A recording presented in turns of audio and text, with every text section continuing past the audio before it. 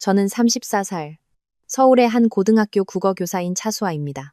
그리고 3주 전, 저는 병원 침대에서 눈을 떴습니다. 몸을 움직일 수도 말을 할 수도 없었죠. 하지만 모든 것을 들을 수 있었습니다.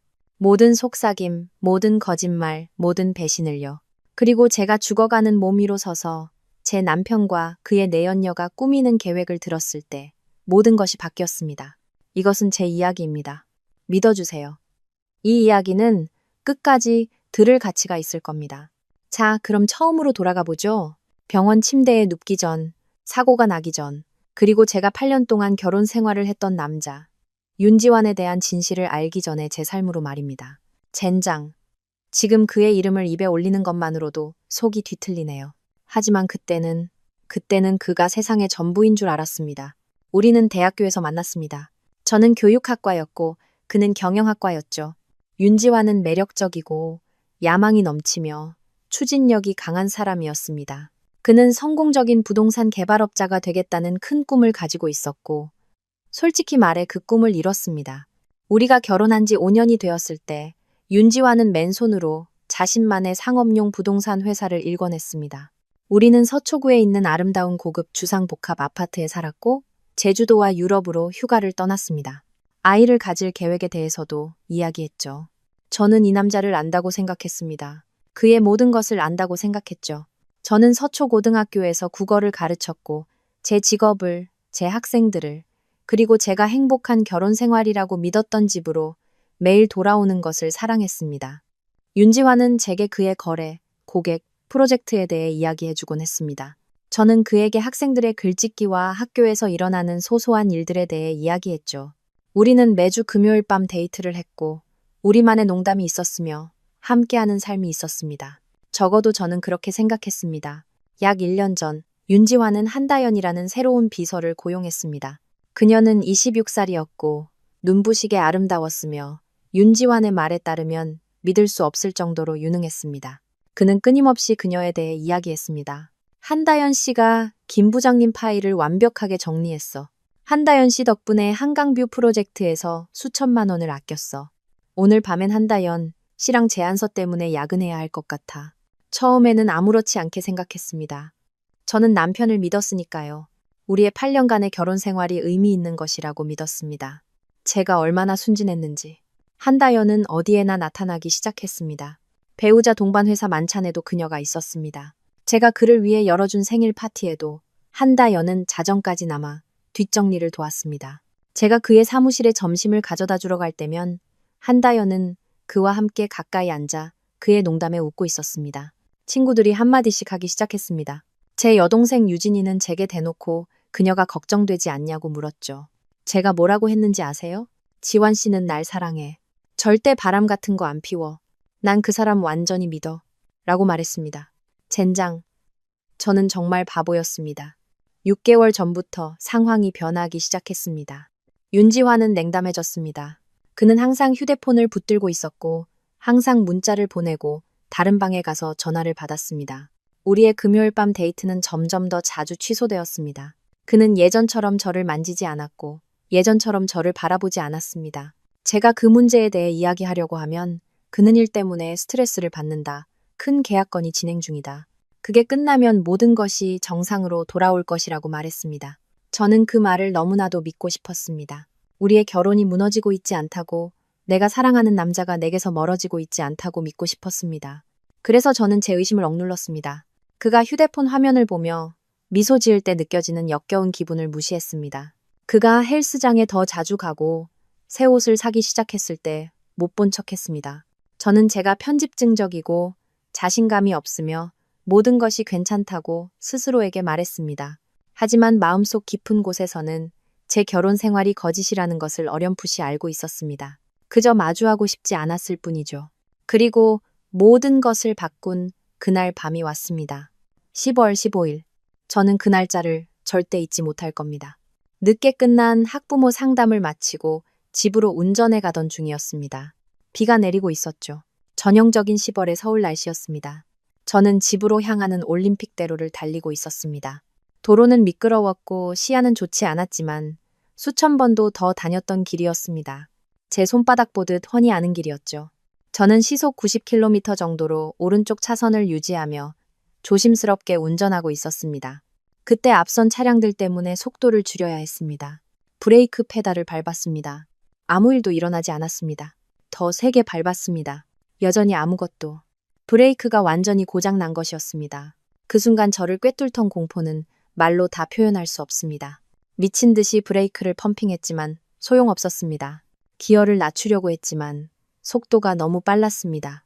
제 앞에는 대형 트럭이 있었고 빗속에서 브레이크 등이 붉게 빛나고 있었습니다. 부딪힐 게 뻔했습니다. 저는 갓길로 빠져나가기 위해 핸들을 오른쪽으로 확 꺾었지만 젖은 도로 위에서 차가 중심을 잃었습니다. 제 차는 빙글빙글 돌았습니다. 통제력을 잃는 메스꺼운 느낌. 세상이 빙빙 도는 광경. 제 자신의 비명소리. 그리고 충격.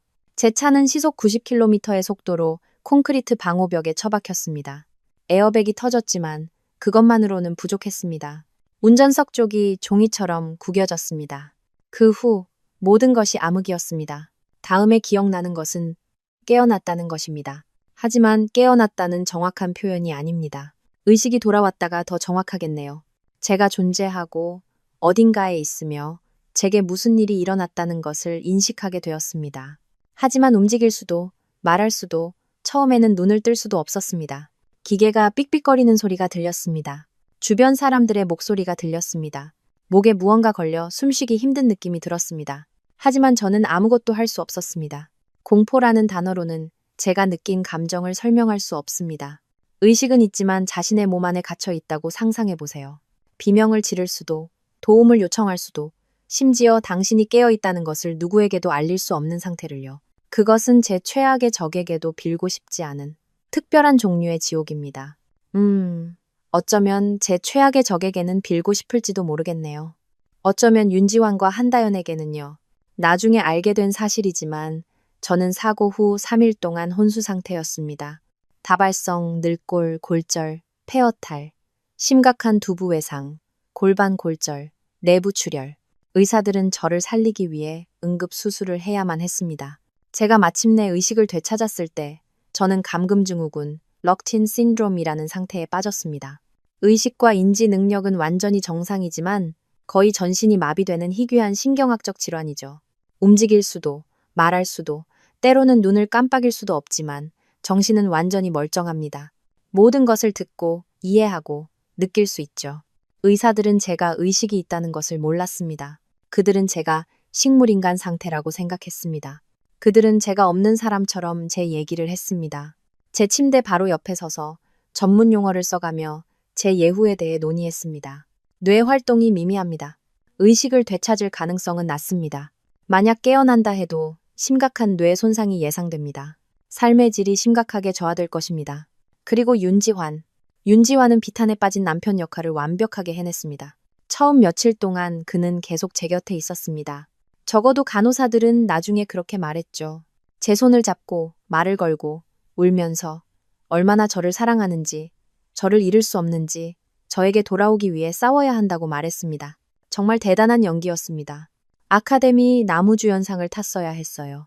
나흘째 되던 날, 저는 처음으로 그녀의 목소리를 들었습니다. 한다연, 제 병실에 제 남편과 함께 있었습니다. 상태는 어때요? 한다연이 부드럽고 걱정스러운 목소리로 물었습니다. 아마 걱정하는 직원을 연기하고 있었겠죠. 변화 없어. 윤지환이 말했습니다. 그의 목소리에서 긴장감이 느껴졌지만 그것은 슬픔의 긴장감이 아니라 조바심의 긴장감이었습니다. 정말 안 됐어요, 지환 씨. 얼마나 힘드시겠어요. 한다연이 말했습니다. 잠시 침묵이 흘렀고 그때 저는 느꼈습니다. 제 침대의 압력이 변하는 것을. 누군가 제 옆에 앉았습니다. 그리고 윤지환의 목소리가 더 가까워졌습니다. 그녀에게 더 가까이. 이런 말하기 끔찍하지만 그가 조용히 말했습니다. 차라리 그냥 깨어나지 않는 게 더 나을지도 모르겠다는 생각이 들어. 제 심장이 기계에 연결되어 있지 않았다면 멈췄을 겁니다. 제가 제대로 들은 걸까요? 제 남편이 방금 제가 깨어나지 않았으면 좋겠다고 말한 건가요? 그런 말 하지 마세요. 한다연이 속삭였습니다. 하지만 그녀의 목소리에는 어딘가 설득력이 부족한 구석이 있었습니다. 내 말은 수아를 봐. 윤지환이 말을 이었습니다. 만약 깨어난다 해도 의사 선생님이 심각한 뇌 손상이 있을 거라고 했잖아. 더 이상 예전의 차수아가 아닐 거야. 24시간 내내 돌봄이 필요할 거고 그런 식으로 살게 하는 건 잔인한 일이야. 저는 소리치고 싶었습니다. 침대에서 발버둥치고 싶었습니다. 그의 멱살을 잡고 저를 보게 해서 제가 아직 여기 있고 여전히 나이며 살아있고 의식이 있다는 것을 보여주고 싶었습니다. 하지만 저는 단 하나의 근육도 움직일 수 없었습니다. 저는 제 남편이 왜 제가 죽는 것이 더 나은지에 대해 토론하는 것을 들으며 갇혀 있었습니다. 언제쯤? 한다연이 말을 시작했다가 멈췄습니다. 언제쯤 뭐? 윤지환이 물었습니다. 다시 침묵. 그리고 한다연의 목소리가 더 작아졌습니다. 언제쯤 생명 유지 장치에 대한 결정을 내릴 수 있게 될까요? 오, 맙소사. 오, 맙소사. 그들은 제 생명 유지 장치를 떼는 것, 즉 저를 죽이는 것에 대해 이야기하고 있었습니다. 제 남편과 그의 내연녀가 제 침대 위에서 제 삶을 끝내는 것을 논의하고 있었습니다. 의사 선생님이 2주 안에 호전이 없으면 선택지에 대해 이야기할 거라고 했어. 윤지환이 말했습니다. 아마 장기 요양 시설로 옮기는 걸 추천하겠지만 나한테 의료 대리인 권한이 있어. 내가 평화롭게 보내주기로 결정할 수 있어. 그런 결정을 내려야 한다니 정말 큰 짐이겠네요. 한다연이 말했습니다. 그녀가 그에게 더 가까이 다가가는 소리가 들렸습니다. 그렇지. 윤지환이 말했습니다. 하지만 수아도 희망이 없다면 내가 보내주길 원했을 거야. 이런 식으로 살고 싶어 하지 않았을 거라고. 내가 다시 나아가서 행복해지길 바랐을 거야. 눈물이 제 얼굴을 타고 흘러내렸습니다. 저는 그것을 느낄 수도 닦을 수도 없었습니다. 하지만 나중에 간호사가 제 베개가 흠뻑 젖어 있었다고 말해줬습니다. 제 몸은 제가 통제할 수 없음에도 울고 있었습니다. 제 가슴을 찢어놓는 고뇌와 배신감을 표현할 수 없었지만요. 지환 씨는 행복할 자격이 있어요. 한다연이 속삭였습니다. 정말 많은 일을 겪었잖아요. 그리고 그때 저는 그 소리를 들었습니다. 모든 것을 확인시켜주는 소리. 그들이 키스하는 소리. 바로 제 병실에서 제가 침대에 마비된 채 누워있는 곳에서 불과 2미터도 떨어지지 않은 곳에서 말입니다. 그들은 키스를 하고 있었고 저는 그 부드러운 소리를 들을 수 있었습니다. 토하고 싶었습니다. 죽고 싶었습니다. 제 남편이 제 죽음을 논의하며 다른 여자와 키스하는 것을 듣고 누워있는 것 말고는 무엇이든 하고 싶었습니다. 그들은 10분 정도 더 머물렀습니다. 다음날 회의, 고객과의 저녁 식사, 그리고 이제 집에 가서 좀 쉬어야겠다는 등 시시콜콜한 이야기를 낮은 목소리로 나누었습니다.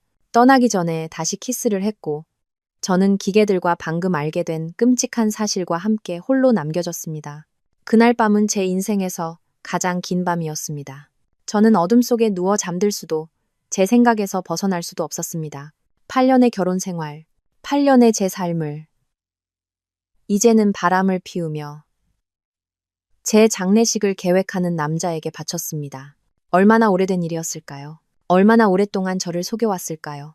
그는 저를 사랑하기는 했을까요? 아니면 저는 항상 그저 편리한 존재, 더 나은 무언가가 나타날 때까지의 대용품이었을까요? 그리고 사고, 브레이크 고장. 그것은 정말 단순한 사고였을까요? 아니면 그 이상의 무언가였을까요? 그 생각이 제 머릿속을 맴돌았지만 저는 애써 떨쳐내려 했습니다. 윤지환은 성공한 사업가이지 살인자는 아니잖아? 그렇죠? 하지만 저는 그가 충실한 남편이라고도 생각했었습니다. 그리고 제가 얼마나 틀렸는지 보세요. 다음 며칠 동안 윤지환과 한다연은 정기적으로 찾아왔습니다. 항상 함께 간호사들이 있을 때는 항상 자신들의 역할을 연기했습니다. 한다연은 걱정하는 비서, 윤지환은 헌신적인 남편. 하지만 그들이 단둘이 있다고 생각했을 때, 제가 들을 수 없다고 생각했을 때 그들은 가면을 벗었습니다. 저는 그 방문들을 통해 그들의 불륜에 대해 많은 것을 알게 되었습니다. 그들은 8개월 동안 잠자리를 가져왔습니다. 부산 출장에서 시작되었죠. 한다연은 취해 있었고 윤지환은 실패한 거래 때문에 스트레스를 받고 있었고 어쩌다 보니 그렇게 되었습니다. 그 후로는 멈출 수 없었습니다. 점심시간에 비밀스러운 만남, 윤지환이 제게 출장 간다고 거짓말했던 주말 여행, 그리고 사실은 한다연의 아파트에서 보낸 사무실에서의 늦은 밤들.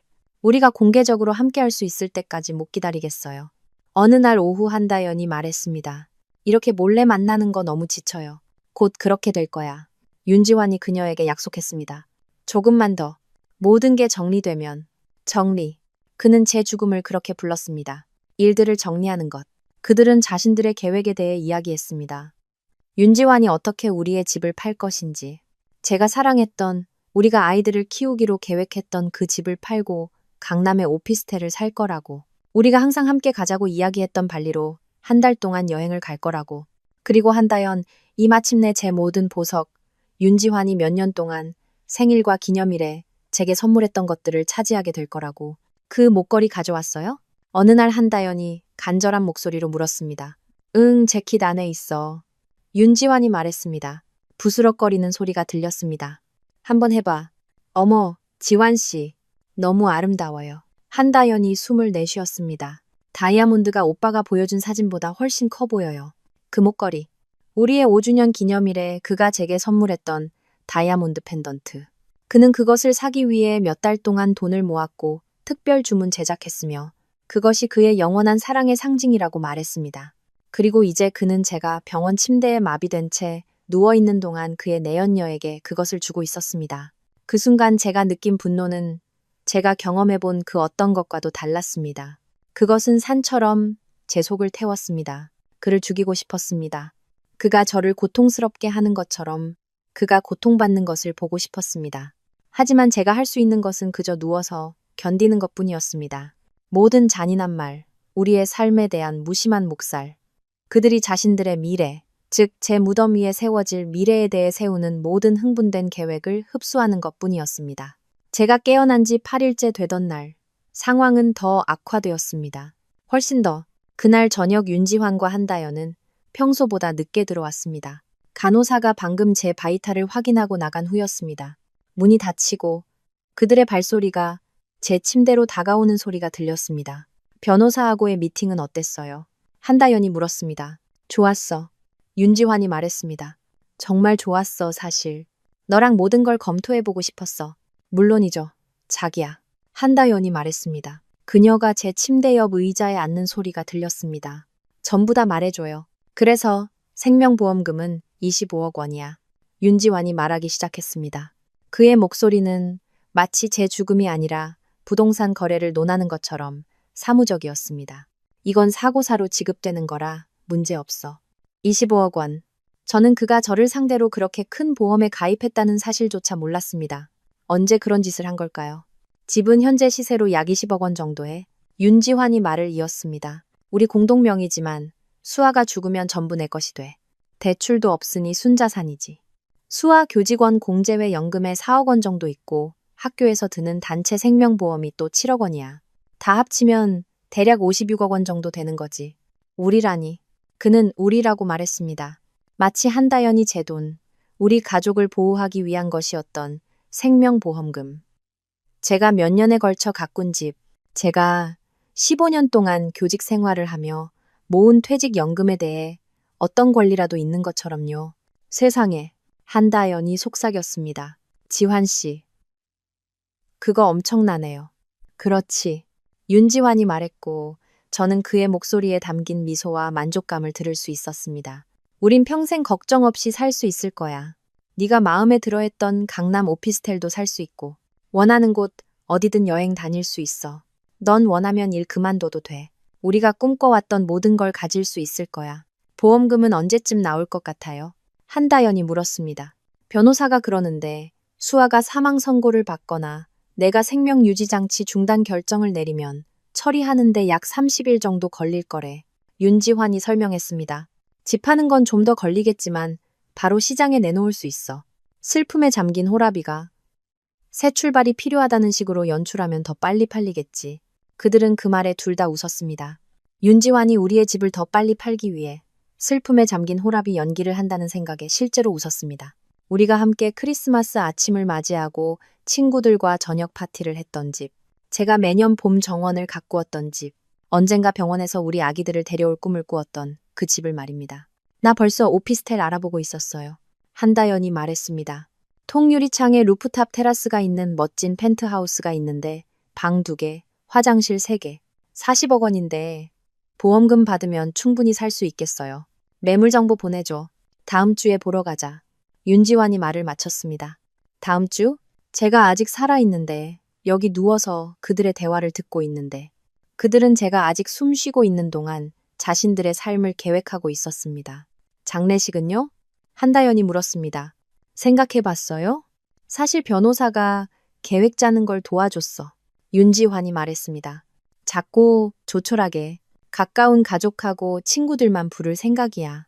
분당에 있는 그 정원. 예쁜 장례식장에서 할 거야. 매장이에요? 화장이에요? 한다연이 물었습니다. 화장. 윤지환이 즉시 대답했습니다. 묘지는 비싸고 솔직히 내가 찾아가서 슬픈 척 해야 하는 장소를 만들고 싶지 않아. 게다가 유골함으로는 가족들이 큰 재단을 만들 수도 없지. 제 가족. 오, 맙소사. 제 가족. 윤지환을 아들처럼 사랑했던 우리 부모님. 저보다 먼저 그의 친구였던 제 여동생. 이 일이 그들에게 어떤 상처를 줄까요? 저를 잃고 동시에 윤지환에 대한 진실을 알게 되는 것을 어떻게 견뎌낼까요? 그게 합리적이네요. 한다연이 동의했습니다. 수아 씨 물건들은요? 옷이나 보석 같은 것들? 옷은 대부분 기부할 거야. 윤지환이 말했습니다. 보석은 널 위해 남겨두고, 가구는 집이랑 같이 팔거나 새 집에 둘 건 두고, 나머지는 그냥 다 버릴 거야. 새 출발하고 싶어. 어떤 흔적도 남기고 싶지 않아. 흔적. 이제 저는 그에게 그저 처리해야 할 흔적일 뿐이었습니다. 그의 아내가 아니라, 그가 사랑하고 소중히 여기겠다고 맹세했던 여자가 아니라, 그가 지우고 싶은 삶의 불편한 흔적일 뿐이었습니다. 정말 사랑해요. 한다연이 부드럽게 말했습니다. 힘든 거 알지만 우린 함께 정말 행복할 거예요. 나도 사랑해. 윤지환이 대답했습니다. 그리고 솔직히 한편으로는 안심이 돼. 어차피 언젠가는 이혼해야 했을 텐데 이 방법이 훨씬 깔끔하잖아. 재산 분할도 없고 위자료도 없고 시끄러울 일도 없고 사고가 차라리 편했던 거지. 편리하다. 그는 제 사고를 편리하다고 했습니다. 저를 마비시키고 제 몸 안에 가둬버린 사고를. 제 골반을 부수고 늙고를 부러뜨리고 폐를 허탈시킨 사고를. 편리하다고. 그리고 그때 한다현이 모든 것을 바꾼 말을 했습니다. 제 가장 어두운 의심을 확인시켜준 말. 이 비극을 범죄로 바꿔버린 말. 브레이크 라인. 오빠가 계획대로 자른 거 맞아요? 한다현이 호기심 어린 목소리로 물었습니다. 아니면 사고는 그냥 정말 운이었어요? 방은 조용해졌습니다. 들리는 소리는 제 모니터의 삑삑거리는 소리와 인공호흡기를 통해 나오는 제 거친 숨소리뿐이었습니다. 제 머릿속은 비명을 지르고 있었습니다. 너무나 크게 비명을 질러서 분명 누군가 들을 수 있을 거라고 생각했습니다. 그가 날 죽이려 했어. 윤지환이 날 죽이려 했어. 이건 사고가 아니었어. 그가 내 브레이크 라인을 잘랐어. 그는 내 브레이크가 고장 날 것을 알면서도 급이 오는 고속도로로 나를 내몰았어. 그는 보험금과 자기보다 한참 어린 여자를 위해 나를 살해하려 했어. 다연아, 윤지환이 경고하는 목소리로 말했습니다. 왜요? 한다연이 말했습니다. 여기 아무도 없잖아요. 수아 씨는 우리 말 못 들어요. 오빠가 직접 말했잖아요. 거의 뇌사 상태라고. 알아. 그래도 윤지환이 말했습니다. 그 얘기는 안 하는 게 좋겠어. 에이, 왜요? 한다연이 말했고. 저는 그녀가 그에게 더 가까이 다가가는 소리를 들을 수 있었습니다. 말해줄 수 있잖아요. 궁금해 죽겠단 말이에요. 진짜 오빠가 한 거 맞아요? 다시 침묵, 긴 침묵이 흘렀고, 그리고 윤지환의 목소리가 들렸습니다. 조용하고 차갑게. 그래, 그가 말했습니다. 내가 했어. 사고 이틀 전에 한밤중에 수화차로 가서 브레이크 라인을 거의 다 잘라놨어. 압력을 받으면 끊어질 정도로 약하게 만들었지만 바로 알아차릴 정도는 아니게. 수아가 그날 학부모 상담 끝나고 집에 올 거라는 거 알았고 고속도로 탈 거라는 것도 알았어. 비랑 안 좋은 도로 상황 때문에 일어난 사고처럼 보이게 하려고 했지. 오, 맙소사. 오, 맙소사. 오, 맙소사. 그가 정말 그랬어. 그가 정말 날 죽이려 했어. 내 남편, 내가 사랑했던 남자, 내 목숨을 믿고 맡겼던 남자. 그가 밤에 몰래 기어나와 내 차를 망가뜨리고 나를 죽음으로 내몰았어. 정말 천재적이에요. 한다연이 감탄하는 목소리로 말했습니다. 어떻게 하는 줄 알았어요? 유튜브. 윤지환이 말했고 그는 실제로 웃었습니다. 요즘엔 뭐든 튜토리얼이 있잖아. 제대로 할 줄 아는지 확인하려고 폐차장에서 고물차로 먼저 연습했어. 전부 다 해서 20분 정도 걸렸나. 20분. 그가 내 살인을 계획하고 실행하는 데 걸린 시간은 단 20분이었습니다. 8년의 결혼 생활을 파괴하는데 20분. 내 삶을 끝내려고 시도하는데 20분. 들킬까봐 걱정 안 됐어요? 한다연이 물었습니다. 조금. 윤지환이 인정했습니다. 하지만 빗길에서의 브레이크 고장은 꽤 흔한 일이야. 특히 낡은 차에서는. 그리고 수아차는 2015년식이었어. 새 차는 아니지만 너무 많은 의문을 제기할 만큼 낡지도 않았지. 경찰은 그냥 단순 사고로 조사했어. 앞부분이 너무 박살나서 브레이크 라인은 자세히 보지도 않았고. 와, 오빠 진짜 똑똑하다. 한다연이 아양을 떨었습니다. 그리고 용감해요. 나라면 못했을 거예요. 넌 할 필요 없었지. 윤지환이 말했습니다. 우리를 위해서, 우리의 미래를 위해서 한 거야. 이혼의 번거로움 없이 함께 할 수 있도록. 그들은 다시 키스했습니다. 저는 들을 수 있었습니다. 한다연이 부드럽게 신음하는 소리를 들을 수 있었습니다. 옷이 스치는 소리를 들을 수 있었습니다. 그리고 저는 그들이 제 살인 미수를 축하하는 것을 들으며 누워 있어야만 했습니다. 왜냐하면 저는 죽지 않았으니까요. 저는 아주 멀쩡히 살아 있었고 이제 진실을 알게 되었습니다. 그 순간 제가 느낀 분노와 고통은 형언할 수 없었고 이전에 느꼈던 그 어떤 것과도 비교할 수 없었습니다. 그것은 제 가슴 속에서 울부짖는 허리케인이었습니다. 맨손으로 그를 갈기갈기 찢어버리고 싶었습니다. 그가 제게 안겨준 고통을 하나도 빠짐없이 느끼게 해주고 싶었습니다. 그가 제가 모든 것을 들었다는 것, 그가 한 짓을 안다는 것, 그가 빠져나가지 못했다는 것을 알게 해주고 싶었습니다. 하지만 저는 움직일 수도 말할 수도 없었고 눈물을 흘리며 누워있는 것 외에는 아무것도 할 수 없었습니다. 제 남편이 살인자이고 제가 그의 의도된 희생자였다는 사실에 잠식당한 채로요. 그들은 1시간 더 머물렀습니다. 계획을 세우고 미래를 논의하고 제가 1미터도 안 되는 거리에 누워있는 동안 키스하고 서로를 만졌습니다. 그들이 마침내 떠났을 때 저는 제 생각과 분노 그리고 윤지환이 한 짓에 대한 끔찍한 지식과 함께 홀로 남았습니다. 누군가에게 알려야만 했습니다. 제가 아직 여기 있고 의식이 있으며 깨어있다는 것을 그들이 이해하게 할 방법을 찾아야만 했습니다. 하지만 어떻게 움직이거나 말할 수 없을 때 어떻게 소통할 수 있을까요? 모두가 저를 식물인간 상태라고 생각하는데 답은 다음 날 찾아왔습니다. 그리고 그녀의 이름은 오하람이었습니다. 오하람은 중환자실 간호사였습니다. 그녀는 30대 초반이었고 친절한 눈과 부드러운 손길을 가지고 있었습니다. 제가 중환자실에서 일반 병실로 옮겨진 후부터 저를 돌봐왔고 일하는 동안 항상 제게 말을 걸어주었습니다. 저를 유지해야 할 물건처럼 다루는 다른 간호사들과 달리 오하람은 저를 사람으로 대해주었습니다. 좋은 아침이에요, 수아 씨. 그날 아침 그녀가 들어오며 말했습니다. 오늘 컨디션은 어떠세요? 바이탈 체크하고 좀 닦아드릴게요. 그녀는 능숙하게 병실을 돌아다니며 기계를 확인하고 링거를 조절하고 태블릿에 메모를 했습니다. 그리고는 제 목에 있는 인공호흡기 튜브를 석션하기 위해 가까이 몸을 숙였습니다. 하루에 몇 번씩 있는 일상적인 절차였죠. 조금 불편할 수 있어요. 그녀는 언제나처럼 경고했습니다. 힘 빼고 계세요. 그리고 그때 그녀가 알아차렸습니다. 그녀가 제 얼굴을 보았을 때 눈이 커지는 것을 보았습니다. 수아 씨, 그녀가 불확실한 목소리로 말했습니다. 지금 울고 계세요? 네, 울고 있었습니다. 또다시 제가 통제할 수 없는 눈물, 멈출 수 없는 눈물, 제 몸이 제가 겪고 있는 고통을 표현할 수 있는 유일한 방법이었습니다. 어머나, 오하람이 부드럽게 말하며 티슈를 들어 제 얼굴을 조심스럽게 닦아주었습니다. 지금 계신 곳이 어디든 정말 무서우시겠어요. 제가 쓴웃음을 지을 수 있었다면 그랬을 겁니다. 제가 있는 곳, 저는 바로 여기 있었습니다. 바로 이 지옥에 모든 것을 듣고 모든 것을 느끼며 아무것도 할 수 없는 채로요. 오하람은 제 얼굴을 닦아주고 다시 자기 일로 돌아갔지만 저는 그녀가 가끔씩 저를 힐끗 쳐다보는 것을 볼 수 있었습니다. 생각에 잠긴 표정으로요. 그녀는 무언가에 대해 생각하고 있었습니다. 그날 오후 늦게 그녀가 다시 돌아왔습니다. 정기 순회 중에 그녀는 평소처럼 체크를 한 후 다른 행동을 했습니다. 제 침대 옆에 의자를 끌어와 앉아 제 얼굴을 똑바로 바라보았습니다. 수아 씨, 그녀가 조용히 말했습니다. 제가 뭐 좀 여쭤볼게요. 미친 소리처럼 들릴 수도 있겠지만 제 말 들리세요? 제가 하는 말을 이해하신다면 눈을 한 번만 깜빡여 보세요. 하실 수 있겠어요? 눈을 깜빡일 수 있을까? 한 번도 시도해 본 적이 없었습니다. 일주일 넘게 이 몸에 갇혀 마비된 채 움직일 수 없었습니다. 하지만 어쩌면 눈꺼풀은 조절할 수 있을지도 모릅니다. 어쩌면 그 작은 근육 하나는 아직 작동할지도 모릅니다. 저는 제 모든 것을 오른쪽 눈꺼풀에 집중했습니다. 제 모든 집중력, 제게 남은 모든 힘을.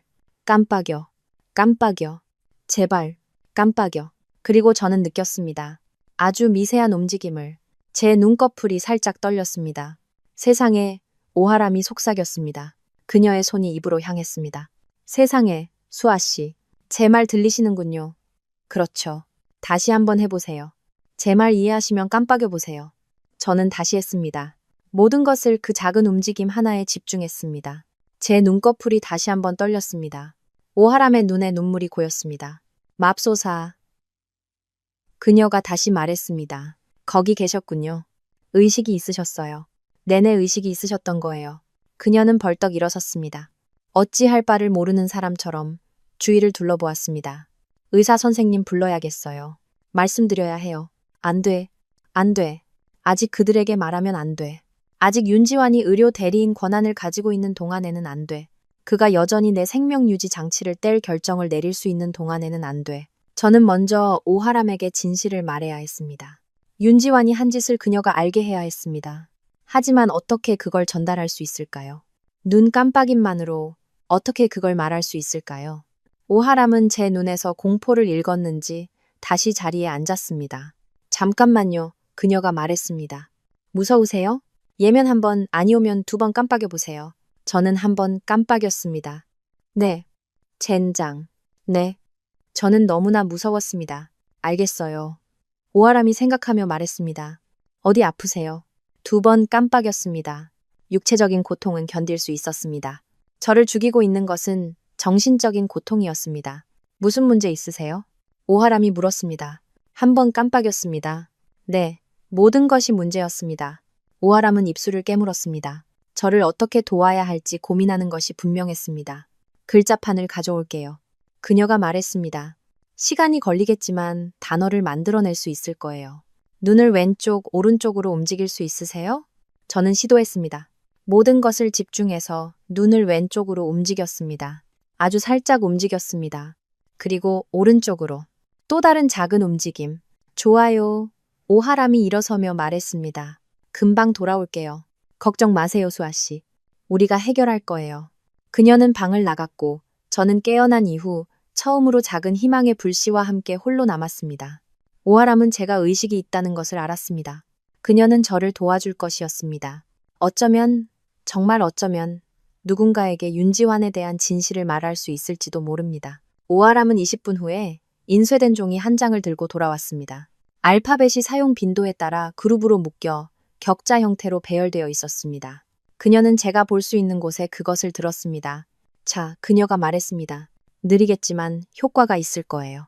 제가 각 구역을 가리킬 테니 원하는 글자가 있는 구역을 가리킬 때 눈을 깜빡이세요. 그런 다음 좁혀나갈 거예요. 준비되셨어요? 우리는 고통스러운 과정을 시작했습니다. 오하람이 글자 구역을 가리키면 저는 맞는 구역에 닿았을 때 눈을 깜빡였습니다. 그녀는 글자 하나하나를 좁혀나갔습니다. 첫 단어를 철자하는데 거의 1시간이 걸렸습니다. 위, 버니, D-A-N-G-E-R. 오하람의 얼굴이 창백해졌습니다. 위험하시다고요? 그녀가 물었습니다. 무엇으로부터요? 누구로부터요? 남, 편, H-U-S-B-A-N-D. 남편분이요? 오하람이 혼란과 공포가 뒤섞인 목소리로 물었습니다. 윤지환 씨요? 하지만 매일 여기 왔잖아요. 정말 헌신적으로 보이던데요. 제가 웃을 수 있었다면 웃었을 겁니다. 헌신적? 물론이죠. 제 생명보험금을 타내는데 헌신적이었겠죠. 우리는 계속해서 철자를 만들었습니다. 몇 시간이 걸렸습니다. 오하람은 다른 환자들을 돌보러 갔다가 다시 와야 했습니다. 하지만 천천히 고통스러운 글자 하나하나를 통해 저는 그녀에게 모든 것을 말했습니다. 불륜에 대해, 제 장례식 계획에 대해, 돈에 대해, 그리고 마침내 제가 한다연의 질문과 윤지환의 자백을 들었던 것에 대해 그, 가, 네, 와, 레, 이, 그, 를, 잘, 랏, HUTMYBRAKS. 오하람은 의자에 주저앉았습니다. 그녀의 얼굴은 하얗게 질려 있었습니다. 그가 당신을 죽이려 했군요. 그녀가 속삭였습니다. 오, 세상에, 수아 씨. 그가 보험금 때문에 당신을 살해하려 했어요. 한 번 깜빡였습니다. 네. 그리고 당신은 그가 자백하는 걸 들었군요. 그와 그의 내연녀가 한 번 깜빡였습니다. 그들은 언제 다시 방문하나요? 오하람이 물었습니다. 저는 늘, 밤이라고 철자를 만들었습니다. 오하람은 시계를 보았습니다. 벌써 저녁 6시였습니다. 윤지환과 한다연은 보통 7시쯤 왔습니다. 알겠어요. 오하람의 목소리에 단호한 기운이 서렸습니다. 알겠어요, 수아씨. 저는 당신을 믿어요. 그리고 우리는 그들을 잡을 거예요. 제가 녹음할 거예요. 제 휴대폰을 음성이 녹음될 수 있는 곳에 숨겨둘게요. 만약 그들이 범죄를 시인하는 말을 한다면 우린 증거를 갖게 될 거예요.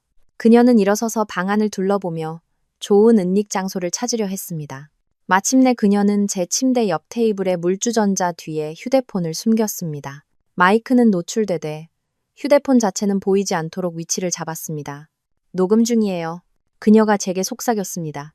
만약 그들이 다시 자백하면 우린 증거를 갖게 될 거예요. 그냥 침착하게 계세요. 알겠죠? 필요하면 바로 밖에 있을게요. 오하람이 떠나고 저는 녹음 중인 휴대폰과 복잡한 생각들과 함께 홀로 남았습니다. 그들이 범죄를 시인하는 말을 할까? 아니면 어제의 대화는 일회성이었고 반복되지 않을 부주의한 순간이었을까? 저녁 7시 15분 문이 열리는 소리가 들렸습니다. 윤지환과 한다연이었습니다. 자기야, 윤지환이 말했습니다. 저는 그가 제게 말하고 있다는 것을 알았습니다. 누가 보고 있을지 모를 상황을 위한 연기였죠. 오늘 어때? 변화는 좀 있고 그가 기계를 확인하거나 제 차트를 보는 듯한 침묵이 흘렀습니다. 여전히 아무것도 없네. 그가 말했습니다. 이제 그의 말투는 달랐습니다. 몸이 건조하고 실망한 듯한. 벌써 2주가 다 되어가요. 한다연이 말했습니다. 언제쯤 의사 선생님하고 그 얘기 할 수 있어요? 곧. 윤지환이 말했습니다. 신경과 의사 선생님이 내일 최종 소견을 주기로 했어. 만약 그가 뇌 활동이 없고 회복 가능성이 없다고 확인해주면 내가 생명 유지 장치를 중단하는 결정을 내릴 수 있어. 그러고 나면요? 한다연이 물었습니다. 그러고 나면 기다리는 거지. 윤지환이 말했습니다. 인공호흡기 떼면 몇 시간 안에 세상을 떠날 거야. 그리고 나면 모든 걸 정리하는 절차를 시작하는 거고. 그들은 제 바로 앞에서 저를 죽이는 것에 대해 이야기하고 있었습니다. 저를 살려두고 있는 기계를 제거하는 것을 아무렇지 않게 논의하고 있었습니다. 그리고 그들은 제가 모든 단어를 듣고 있다는 것을, 오하람의 휴대폰이 모든 단어를 녹음하고 있다는 것을 전혀 몰랐습니다. 빨리 우리 둘의 삶을 시작하고 싶어요. 한다연이 말했습니다. 몰래 숨어 다니는 거 없이, 진짜로요. 나도 그래. 윤지환이 말했습니다. 무슨 생각했는지 알아? 장례식 끝나고 모든 게 정리되면 열대 지방으로 여행 가는 거야. 발리나 몰디브 같은 곳으로 모든 걸 잊고 떠나는 거지. 수아 씨 보험금으로요? 한다연이 물었고 그녀는 실제로 킥킥거렸습니다. 제 죽음으로 생긴 돈을 쓰는 것에 대해 논의하면서 실제로 킥킥거렸습니다. 왜 안 되겠어? 윤지환이 말했습니다. 어차피 그 여자는 이제 돈 쓸 일 없잖아. 우리가 즐기는 게 낫지. 잠시 침묵이 흘렀습니다. 그리고 한다연이 다시 입을 열었습니다. 그녀의 목소리는 더 낮아졌습니다. 가끔 죄책감 같은 거 안 들어요? 그녀가 물었습니다. 오빠가 한 짓에 대해서요. 제 심박수가 치솟았고 모니터가 더 빠르게 삑삑거렸습니다. 제발, 윤지환, 다시 자백해. 네가 한 짓을 인정하라고. 죄책감? 윤지환이 말했습니다. 별로. 내 말은 내가 그 여자를 다치게 하고 싶었던 건 아니야. 하지만 우리 결혼은 끝났었어. 그 여자가 내 발목을 잡고 있었고 이 방법이 그냥 더 깔끔한 거야. 그 여자는 이혼의 고통을 겪지 않고 나는 내 재산의 절반을 잃지 않고 그리고 너와 내가 함께 할 수 있고 모두에게 더 나은 일이야. 하지만 오빠가 그 여자를 죽였잖아요. 한다연이 말했습니다. 아니, 죽이려고 했잖아요. 그게 전혀 마음에 걸리지 않아요? 말해. 저는 생각했습니다. 브레이크 라인을 잘랐다고 말해. 한 번 더 크게 인정하라고. 이봐. 윤지환의 목소리가 딱딱해졌습니다. 이미 다 얘기했잖아. 끝난 일이야. 브레이크 라인이 이미 꽤 낡았었어. 내가 그냥 좀 거들어준 것뿐이야. 내가 총으로 쏜 것도 아니잖아. 빠르고 거의 고통 없었을 거야. 아마 충돌하기 전에 무슨 일이 일어나는지 거의 몰랐을걸. 바로 그거였습니다. 이전만큼 명백하지는 않았지만 충분히 가까웠습니다. 그는 제 브레이크를 조작하고 사고를 유발하고 저를 죽이려 했다는 것을 인정했습니다. 오빠 말이 맞아요. 한다연이 말했습니다. 미안해요. 내가 왜 이러는지 모르겠어요. 그냥 이렇게 수아 씨랑 같이 여기 있으니까. 좀 섬뜩해서요. 오래 있을 필요 없어. 윤지환이 말했습니다. 누가 물어보면 걱정하는 것처럼 보일 정도로만 있다가 내 집으로 돌아가자. 그들은 10분 정도 더 머물며 시시콜콜한 이야기를 했습니다. 고객 미팅, 한다연이 보고 싶어 하는 영화, 저녁으로 뭘 먹을지 같은 것들. 평범한 커플이 나누는 평범한 대화였습니다. 단지 그들 중 한 명이 살해하려 했던 여자의 시신 위에서 그 대화를 나누고 있다는 점만 빼면요. 그들이 마침내 떠났을 때 저는 안도의 한숨을 내쉬고 싶었습니다. 우리는 해냈습니다. 오하람의 휴대폰은 모든 것을 녹음했습니다. 윤지환이 제 브레이크 라인을 거들어줬다는 자백, 제 죽음과 제 보험금을 어떻게 쓸지에 대한 그들의 태연한 논의, 그 모든 것이 그 녹음에 담겨 있었습니다. 그들이 떠난 지 5분 후에 오하람이 돌아왔습니다. 그녀는 휴대폰을 집어들고 헤드폰을 꽂아 녹음을 들었습니다. 저는 그녀의 얼굴이 충격, 혐오, 공포, 분노로 변하는 것을 지켜보았습니다. 녹음을 다 듣고 나서 그녀는 눈물을 글썽이며 저를 보았습니다. 정말 죄송해요. 그녀가 말했습니다. 이런 일이 일어나서 정말 죄송해요. 하지만 이제 우리가 그들을 잡았어요. 수아 씨. 이 녹음에 모든 게 담겨 있어요. 경찰과 가족분들께 연락할게요. 윤지환이 당신에게 한 짓에 대한 대가를 치르게 할 거예요. 한 번 깜빡였습니다. 네. 감사합니다. 네. 하지만 먼저 오하람이 말했습니다. 의사 선생님께 말씀드려야 해요. 수아 씨는 감금 증후군이에요. 의식은 완전히 정상이시고 뇌도 괜찮아요. 단지 움직일 수 없을 뿐이에요. 의사들이 이걸 즉시 알아야 해요. 이건 당신의 치료와 예후에 관한 모든 것을 바꾸니까요. 그리고 더 중요한 건 윤지환이 더 이상 생명 유지 장치를 중단하는 결정을 내릴 수 없다는 뜻이에요. 당신은 의식이 있는 환자고 권리가 있어요. 오하람은 신경과 의사를 부르러 갔고 저는 마침내 제 말을 들어주는 사람, 진실을 아는 사람, 저를 믿어주는 사람, 저를 도와줄 사람이 생겼다는 압도적인 안도감과 함께 홀로 남았습니다. 신경과 의사인 서준영 과장님이 20분 후에 오하람과 함께 들어왔습니다. 그는 희끗희끗한 머리와 지적인 눈을 가진 중년 남성이었습니다. 오하람이 그에게 미리 설명했는지 그는 펜라이트와 그 글자판을 들고 곧장 제 침대로 왔습니다. 수아 씨, 그가 부드럽게 말했습니다. 오하람 간호사가 당신과 소통했고 우리 말을 듣고 이해할 수 있다고 하더군요. 제가 몇 가지 검사를 할 겁니다. 알겠죠? 가능한 환자 지시를 잘 따라주세요. 그는 일련의 검사를 진행했습니다. 명령에 따라 눈을 깜빡이게 하고 다른 방향으로 눈을 움직이게 하고 여러 질문에 예는 한 번, 아니오는 2번 깜빡이게 했습니다. 제가 할 수 있는 모든 작은 움직임이 그를 더 흥분시키는 것 같았습니다. 놀랍군요. 그가 계속 말했습니다. 정말 놀라워요. 전형적인 감금 증후군입니다. 완전한 의식, 완전한 인지 기능. 하지만 수직 안구 운동과 눈 깜빡임을 제외하고는 거의 완전한 마비 상태군요. 그가 오하람을 돌아보았습니다. 이건 모든 걸 바꿉니다. 즉시 전체 신경학적 정밀 검사를 해야 하고 가족에게 알려야 합니다. 남편분은 아시나요? 아니요. 오하람이 단호하게 말했습니다. 그리고 그 부분에 대해서는 따로 이야기해야 합니다. 서준영 과장님은 혼란스러워 보였지만 고개를 끄덕였습니다. 수아 씨, 잠시 오하람 간호사와 밖에 나갔다 오겠습니다. 금방 돌아오죠. 그들이 떠났고 저는 복도에서 그들의 희미한 목소리를 들을 수 있었습니다. 오하람은 그에게 모든 것을 말하고 있었습니다. 불륜 생명 유지 장치 중단 계획 녹음, 그리고 윤지환이 제 브레이크 라인을 잘랐다고 자백한 것에 대해. 그들이 다시 들어왔을 때 서준영 과장님의 얼굴은 심각했습니다. 그는 연민과 공포가 뒤섞인 표정으로 저를 보았습니다. 수아 씨, 그가 말했습니다. 녹음을 들었습니다. 지금 바로 경찰에 전화하겠습니다. 그리고 비상 연락망을 통해 남편이 아닌 다른 가족분을 찾겠습니다. 누구에게 연락할까요? 제 여동생이 필요했습니다. 오하람은 제가 글자판을 사용해 그녀의 이름과 번호를 철자하는 것을 도왔습니다. 차, 유, 진, 그리고 고통스러운 숫자 하나하나를 통해 전화번호를. 서준영 과장님이 전화를 걸었습니다. 저는 유진이가 저편에서 뭐라고 말하는지는 들을 수 없었지만 그의 쪽 대화는 들을 수 있었습니다. 차유진 씨? 저는 서울대학교 병원 서준영입니다. 언니분이신 차수아 씨 때문에 전화드렸습니다. 네, 안정적입니다. 사실 그래서 전화드렸습니다. 수아 씨가 의식을 되찾았습니다. 즉시 병원으로 와주셔야겠습니다. 새로운 상황이 발생해서 직접 뵙고 말씀드려야 합니다. 아니요. 윤지환 씨에게는 전화하지 마세요. 아주 중요합니다. 혼자 오시고 다른 누구에게도 오신다고 말씀하지 마세요. 특히 윤지환 씨에게는요. 이상하게 들리시는 거 이해합니다만 오시면 모든 걸 설명해 드리겠다고 약속합니다. 얼마나 빨리 오실 수 있나요?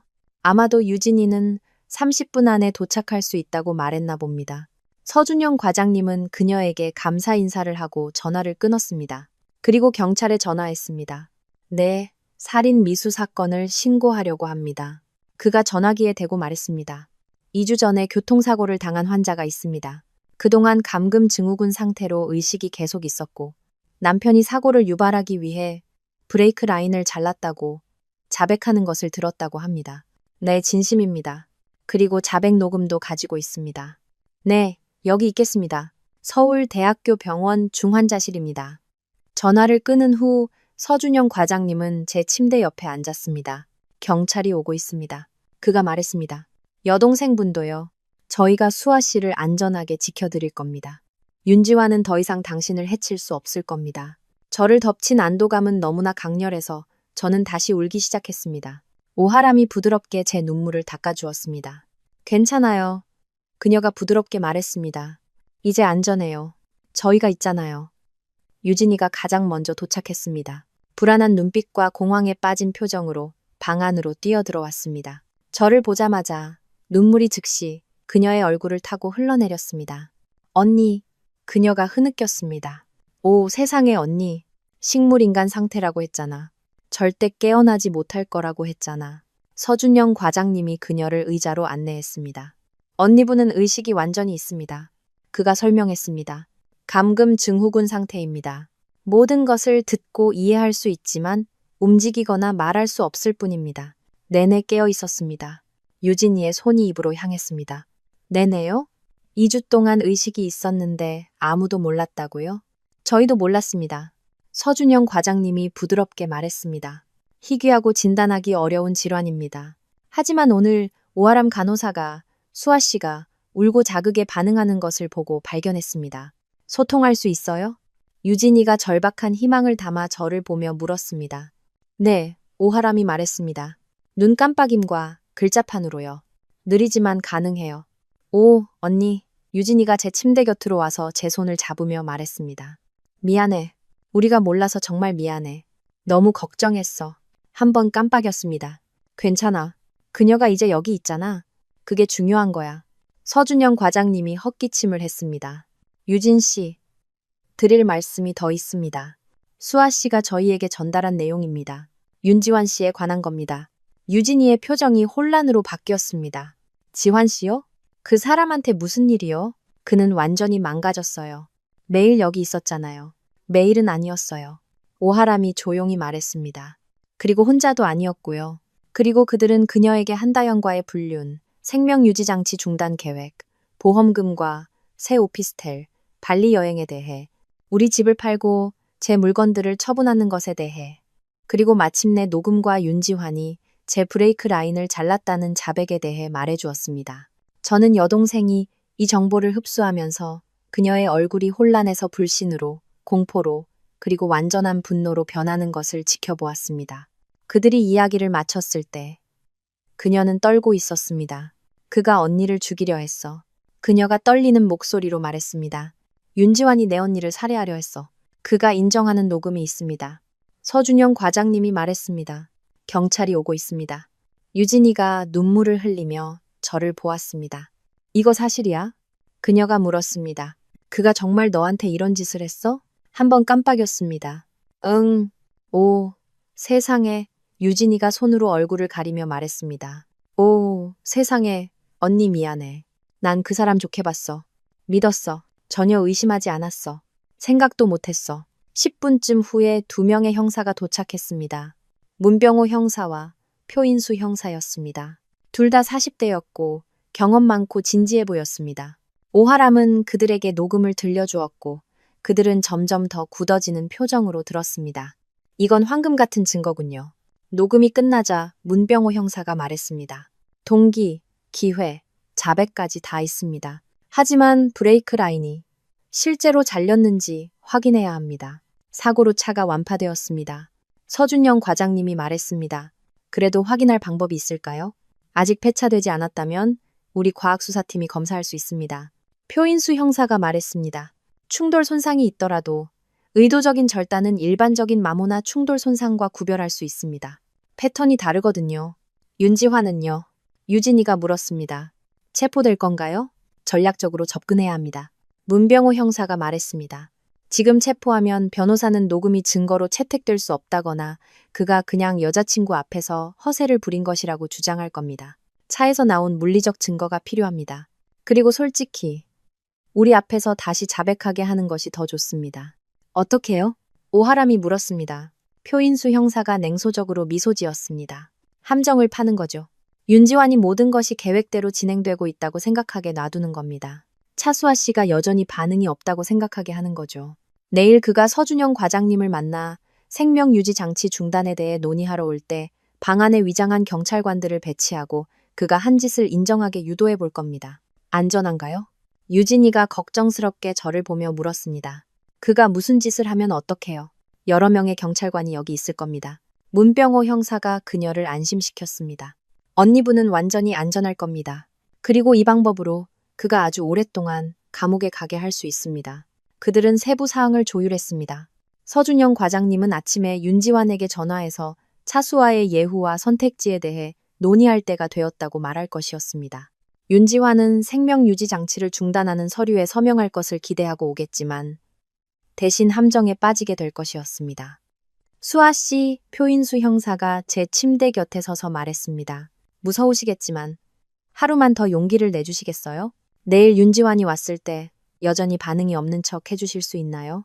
우리는 그가 자신감을 느끼고 안전하다고 생각하게 만들어야 합니다. 그때 사람들은 부주의해지고 실토하게 되거든요. 한번 깜빡였습니다. 네, 할 수 있습니다. 그가 남은 평생을 감옥에서 보내게 된다면 하루 더 그가 살인에 성공했다고 생각하게 놔둘 수 있습니다. 정말 용감하시군요.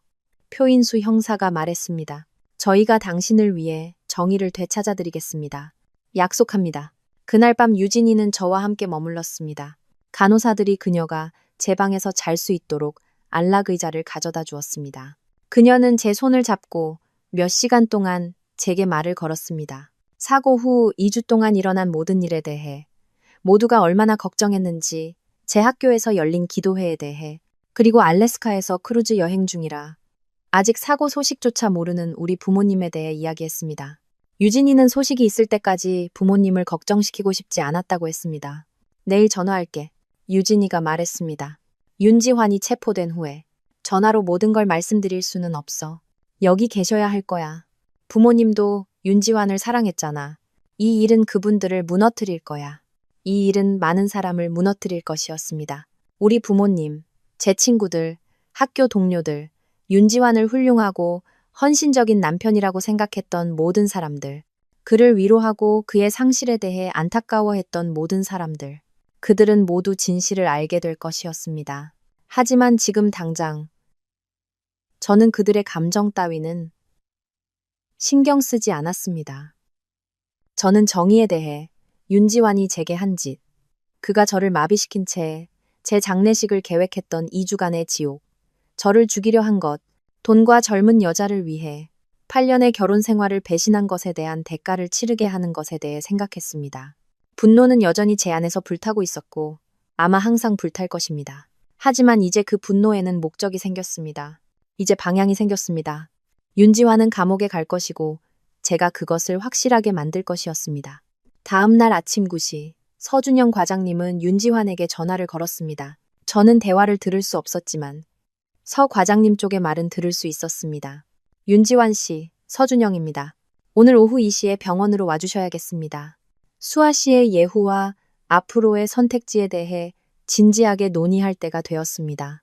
네, 안타깝게도 변화가 없습니다. 오시면 모든 걸 설명해 드리겠습니다. 혼자 와주세요. 어려운 결정을 논의해야 할 겁니다. 윤지환은 동의했는지 서 과장님은 그에게 감사 인사를 하고 전화를 끊었습니다. 그가 저와 유진이를 보았습니다. 2시에 온답니다. 그가 말했습니다. 경찰은 1시 30분까지 와서 준비할 겁니다. 그 몇 시간은 기어가는 것 같았습니다. 유진이는 제 손을 잡고 있었습니다.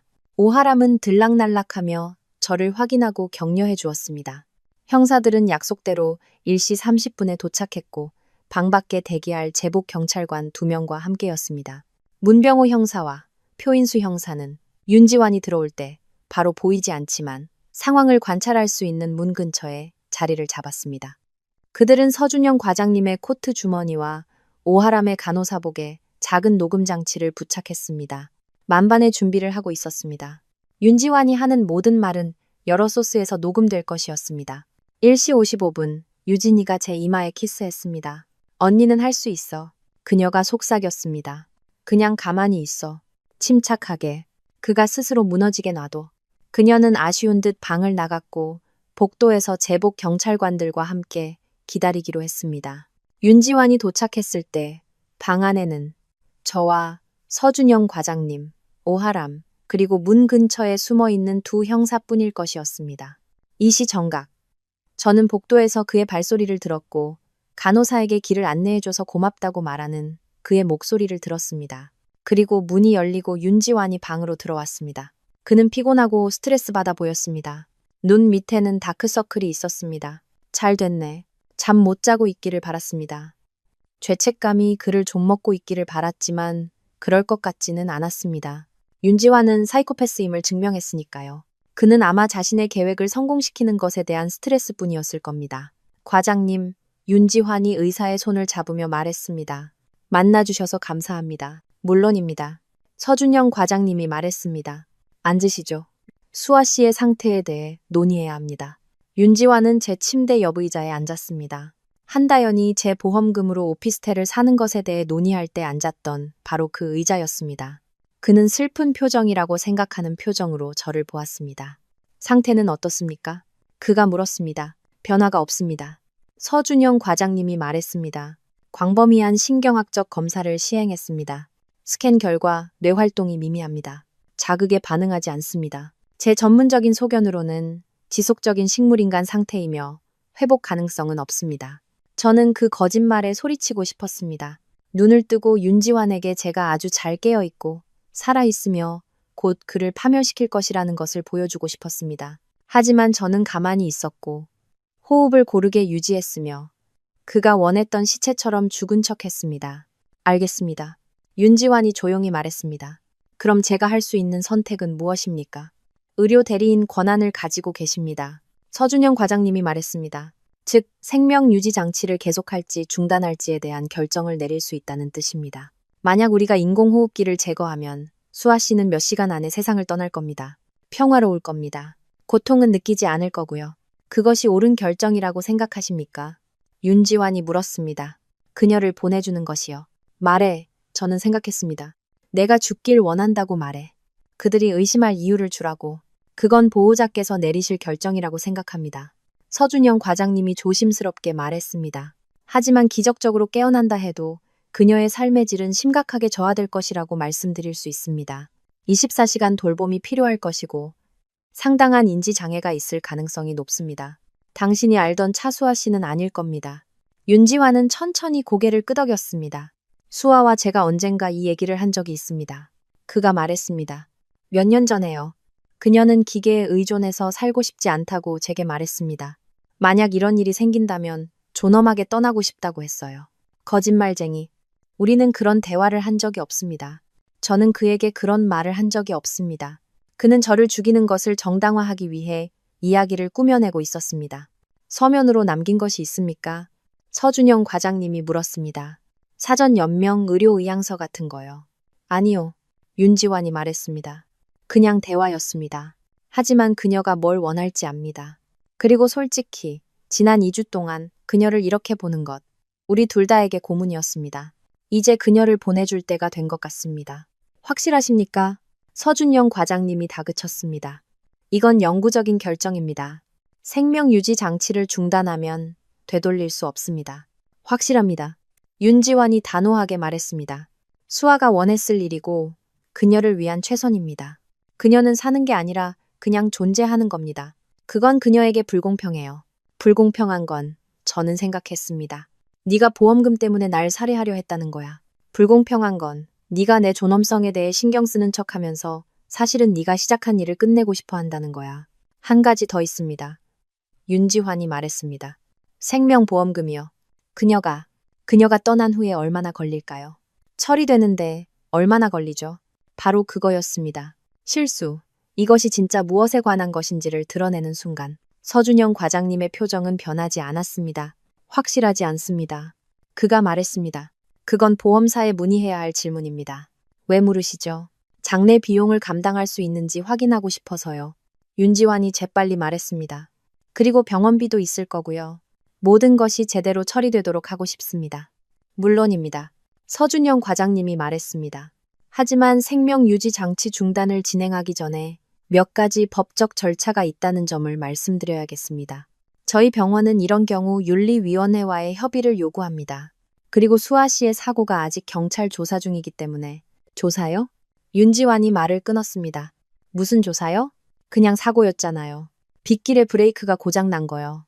중상을 입은 사고에 대한 표준 절차입니다. 서준영 과장님이 부드럽게 말했습니다. 다른 운전자들에게 위험이 될 수 있는 차량 결함이 없는지 배제하려는 겁니다. 그녀의 차 브레이크 시스템을 조사하고 있는 것으로 압니다. 저는 윤지환의 얼굴이 창백해지는 것을 볼 수 있었습니다. 브레이크를 조사한다고요? 네. 서준영 과장님이 말했습니다. 그냥 일상적인 절차입니다. 고장을 일으킬 만한 문제가 없었다면 걱정할 것 없습니다. 이것이 진실의 순간이었습니다. 윤지환은 공황에 빠질까? 범죄를 시인하는 말을 할까? 아니요. 윤지환이 말했지만 그의 목소리는 긴장되어 있었습니다. 아무 문제 없었어요. 그냥 낡고 닳았을 뿐이에요. 그랬습니까? 서준영 과장님이 물었습니다. 실례지만 수아 씨 차는 2015년식이라고 생각했는데요. 브레이크 고장이 나기에는 그리 오래된 차가 아닌데요. 그렇죠? 중고차였어요. 윤지환이 재빨리 말했습니다. 어떤 상태였는지 누가 알겠어요? 이봐요. 이게 생명유지장치 중단과 무슨 상관입니까? 별 상관없습니다. 서준영 과장님이 말했습니다. 저는 그냥 사고를 이해하려고 하는 겁니다. 정말 끔찍했겠어요. 그 전화를 받고 아내가 그렇게 끔찍한 사고를 당했다는 걸 알게 되는 거요. 그랬습니다. 윤지환이 말했습니다. 제 인생 최악의 날이었죠. 그렇겠죠. 내 살인 계획이 절반만 성공해서 내가 널 범인으로 지목할 가능성을 남겨뒀을 때 정말 끔찍했겠지. 문병호 형사가 문 근처에 있던 자리에서 앞으로 나섰습니다. 사실 윤지환 씨, 그 점에 대해 더 듣고 싶군요. 윤지환은 깜짝 놀라 뒤돌아서 처음으로 형사를 보았습니다. 누구십니까? 문병호 형사, 서울지방경찰청 소속입니다. 그가 신분증을 보여주었습니다. 아내분의 사고를 조사하고 있습니다. 몇 가지 질문에 답해 주실 시간 있으십니까? 전 이미 경찰하고 얘기했습니다. 윤지환이 말했습니다. 사고 직후에요. 알고 있습니다. 문병호 형사가 말했습니다. 하지만 새로운 정보가 드러났습니다. 예를 들어 2015년식 차량에서 브레이크 라인 고장은 극히 드물다는 사실 알고 계셨습니까? 특히 정기적으로 정비를 받은 차에서는요. 그리고 수아 씨 차는 정기적으로 정비받았죠. 그렇죠. 몇 달에 한 번씩 오일 교환하러 가셨잖아요. 네, 그런 것 같습니다.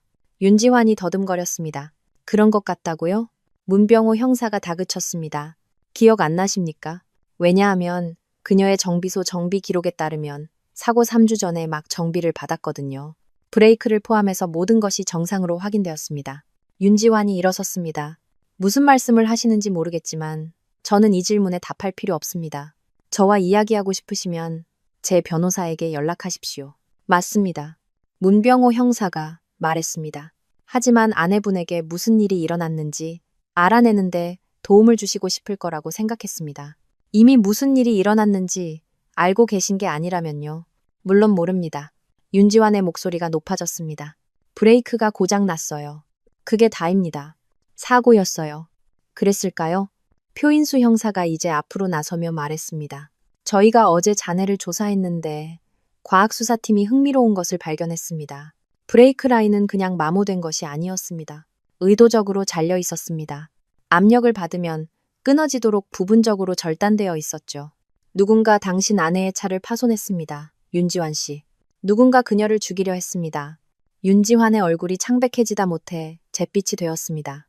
그건 불가능합니다. 누가 수아를 해치려 하겠어요? 그녀는 교사예요. 모두가 그녀를 좋아합니다. 그걸 알아내려는 겁니다. 문병호 형사가 말했습니다. 누가 그녀의 차에 접근할 수 있었을까요? 누가 그녀의 일정을 알았을까요? 누가 그녀의 죽음으로 이득을 볼까요?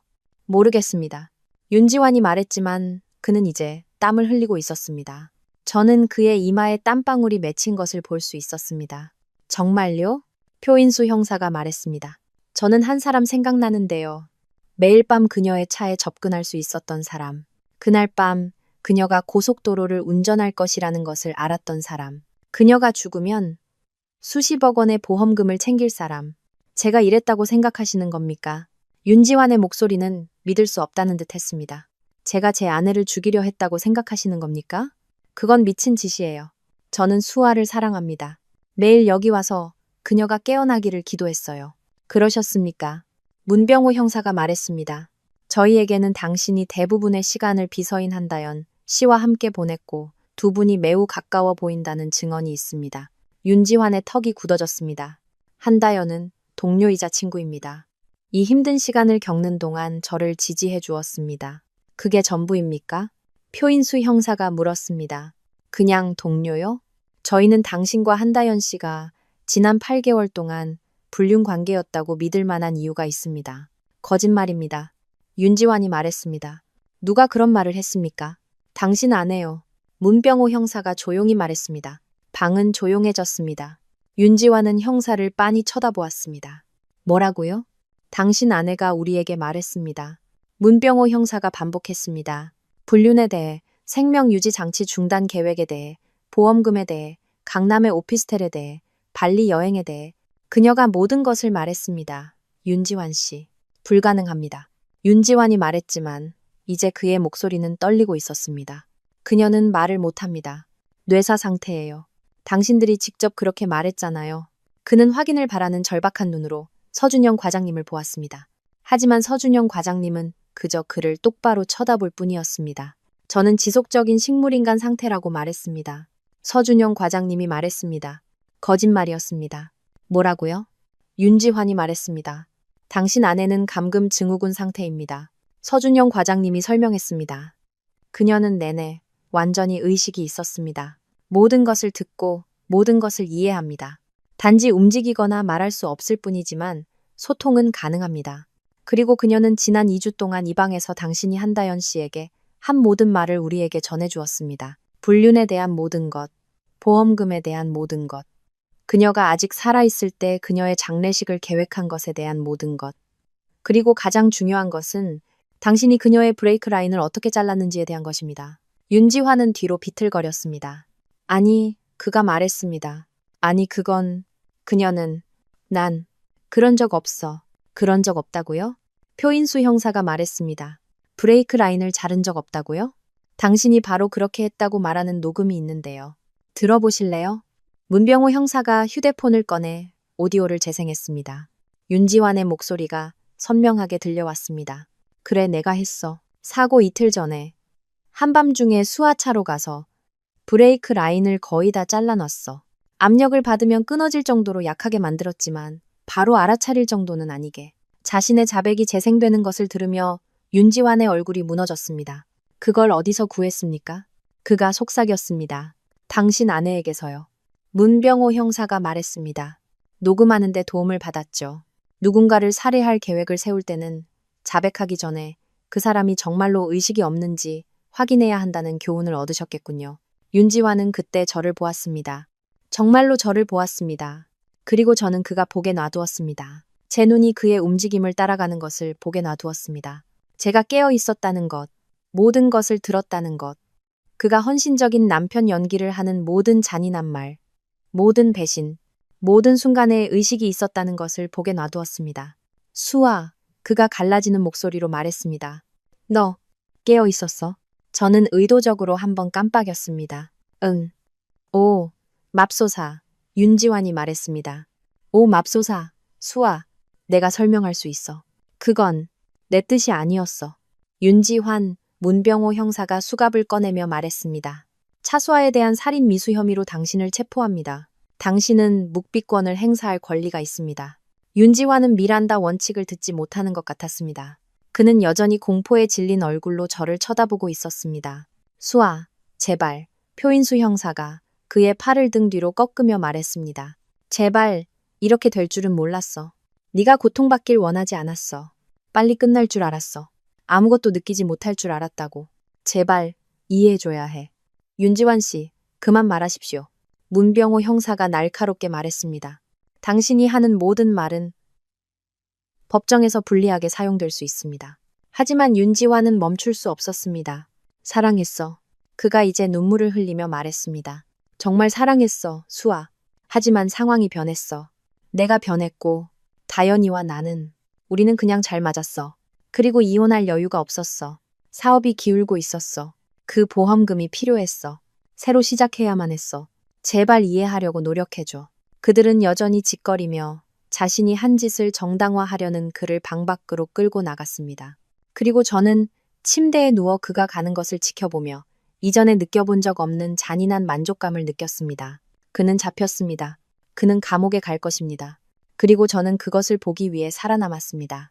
유진이는 그들이 윤지환을 데려가자마자 다시 뛰어들어왔습니다. 그녀는 울고 웃으며 오아람과 서준영 과장님을 껴안았습니다. 언니가 해냈어. 그녀가 제게 와서 손을 잡으며 말했습니다. 언니가 해냈어. 그가 자백했어. 그들은 모든 증거를 가지고 있어. 그는 영원히 감옥에 갈 거야.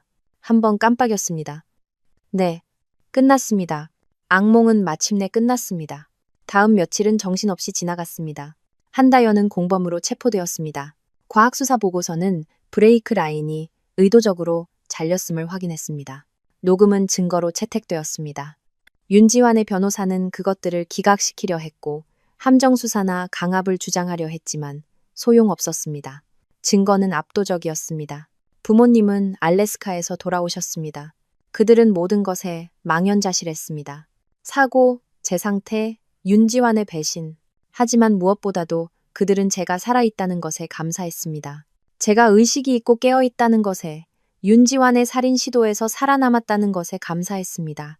최고의 치료를 받게 해줄게. 아버지께서 눈물을 글썽이며 제 손을 잡고 말씀하셨습니다. 최고의 치료사, 최고의 의사들. 네가 가능한 한만이 회복하도록 도와줄게. 그리고 그들은 그렇게 했습니다.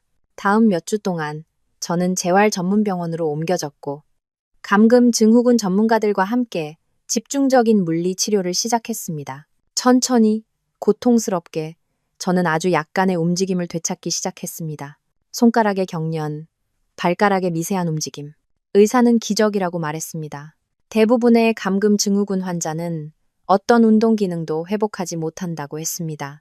하지만 저는 분노와 복수심에 불타 단호했습니다. 저는 윤지환의 재판에 서고 싶었습니다. 그의 눈을 똑바로 쳐다보고 그가 제게 겪게 한 모든 것을 정확히 말해주고 싶었습니다. 그가 저를 무너뜨리지 못했다는 것, 그의 최선의 노력에도 불구하고 제가 살아남았다는 것을 그가 보길 원했습니다. 사고 6개월 후 저는 제 손가락 움직임을 추적하는 특수 컴퓨터를 사용할 수 있을 만큼 오른손을 움직일 수 있게 되었습니다. 글자를 하나하나 철자하는 대신 완전한 문장을 타이핑할 수 있었습니다. 제 목소리도 돌아오기 시작했지만 약하고 어눌했습니다. 하지만 그것은 제 목소리, 제 말이었고 저는 그것을 이용해 윤지환을 묻어버릴 것이었습니다. 재판은 사고 8개월 후에 열렸습니다. 윤지환은 무죄를 주장했는데 그에 대한 모든 증거를 고려하면 웃기는 소리였습니다. 하지만 그의 변호사는 어쨌든 시도했습니다. 녹음이 맥락에서 벗어나 편집되었다고 윤지환이 극심한 스트레스 속에서 여자친구에게 푸념한 것일 뿐이며 실제로 브레이크 라인을 자르지 않았다고 주장하려 했습니다. 하지만 과학수사 결과는 명확했습니다. 브레이크 라인은 의도적으로 절단되었습니다. 그리고 사고 3주 전에 윤지환이 폐차장을 방문하는 CCTV 영상이 있었습니다. 그가 고물차로 연습했다고 자백했던 바로 그 폐차장이었습니다. 저는 재활센터에서 화상 연결을 통해 증언했습니다. 유진이와 제 음성 컴퓨터의 도움으로 저는 배심원들에게 모든 것을 말했습니다. 마비된 채 의식이 있었던 모든 순간, 제가 들었던 모든 잔인한 말, 모든 배신, 윤지환이 생명 유지 장치를 중단하여 저를 죽이는데 성공할까봐 두려웠던 모든 순간을요. 제가 증언을 마쳤을 때 법정은 조용했습니다. 몇몇 배심원들은 울고 있었습니다. 윤지환은 저를 쳐다보지 못하고 테이블만 응시하고 있었습니다. 증언을 대가로 감형을 받고 방청석에 앉아있던 한다연은 손에 얼굴을 묻고 흐느끼고 있었습니다. 배심원단은 3시간도 채 안 되어 평결을 내렸습니다. 모든 혐의에 대해 유죄, 1급 살인미수, 보험 사기, 살인공모. 판사는 그에게 무기징역을 선고하고 25년간 가석방을 불허했습니다. 한다연은 공범으로 징역 10년을 선고받았습니다. 저는 선고 공판 때 가족들과 함께 휠체어를 타고 법정에 있었습니다. 판사가 형량을 읽었을 때 저는 몇 달 동안 저를 짓누르던 무게가 가슴에서 사라지는 것을 느꼈습니다. 정의. 마침내 정의. 교도관들이 수갑을 채운 그를 끌고 갈 때 윤지환은 저를 보았습니다. 그는 뭔가 말하고 싶은 듯 입을 열었지만 무슨 말을 할 수 있었을까요? 그가 한 짓을 만회할 수 있는 말이 있기나 할까요? 저는 그의 눈을 똑바로 쳐다보았고 엄청난 노력을 기울여 오른손을 들어 그에게 가운데 손가락을 날렸습니다. 교도관들이 그를 끌고 갔습니다. 저는 그를 다시는 보지 못했습니다. 그로부터 2년이 지났습니다. 지금 저는 부모님 대거실에 앉아 컴퓨터로 이 이야기를 타이핑하고 있습니다. 저는 의사들이 예상했던 것보다 훨씬 더 많이 회복했습니다. 지팡이를 짚고 걸을 수 있고 아직 말이 약간 어눌하지만 말할 수 있습니다. 손을 충분히 잘 사용할 수 있어서 타이핑도 하고 스스로 밥도 먹고 대부분의 일상 활동을 할 수 있습니다. 다시 100%가 될 수는 없겠지만 저는 살아 있습니다. 저는 자유롭습니다. 그리고 윤지환은 그가 마땅히 있어야 할 감옥 독방에서 썩고 있습니다. 저는 작년 가을에 교직에 복귀했습니다. 처음에는 시간제로 시작했지만 지금은 전일제로 돌아왔습니다. 제가 돌아왔을 때 학생들은 정말 놀라웠습니다. 환영 파티를 열어주고 카드를 만들어주고 제가 얼마나 영감을 주는지 말해주었습니다. 저는 영감을 준다고 느끼지 않았습니다. 그저 살아있다는 것에 감사할 뿐이었습니다. 저는 상담 치료를 받으며 일어난 모든 일의 트라우마를 극복하고 있습니다. 배신, 살인 미수, 남편이 제 죽음을 계획하는 동안 마비된 채 누워 있었던 2주간의 공포. 쉽지 않습니다. 어떤 날은 다른 날보다 더 힘듭니다. 하지만 저는 천천히 확실하게 치유되고 있습니다. 이혼은 1년 전에 마무리되었습니다. 저는 모든 것을 가졌습니다. 집, 자산, 윤지환이 저에게서 훔치려 했던 모든 것. 저는 집을 팔았습니다. 나쁜 기억이 너무 많아서요. 학교에서 더 가까운 곳에 작은 집을 샀습니다. 새로 시작했습니다. 그리고 제 목숨을 구해준 간호사 오하람. 우리는 이제 가장 친한 친구입니다. 그녀는 매주 찾아와 와인을 가져오고 우리는 막장 예능을 보며 별것도 아닌 일에 웃습니다. 그녀가 바로 제가 살아있는 이유입니다. 만약 그날 그녀가 제 눈물을 알아채지 못했다면, 저를 믿어주지 않았다면, 윤지환의 자백을 녹음하지 않았다면 저는 죽었을 겁니다.